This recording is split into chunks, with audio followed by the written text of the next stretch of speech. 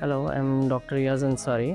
Hair fall मेरा 4-5 साल से बहुत ज़्यादा हो रहा था। तो जिस मेल पैटर्न बाल्डनेस ही था मेरे फैमिली में है, और मैंने इसके बारे में सुना अपने सीनियर्स और कलीग से, और ऑनलाइन थोड़ा रिसर्च करके यहाँ आया, कंसल्ट किया।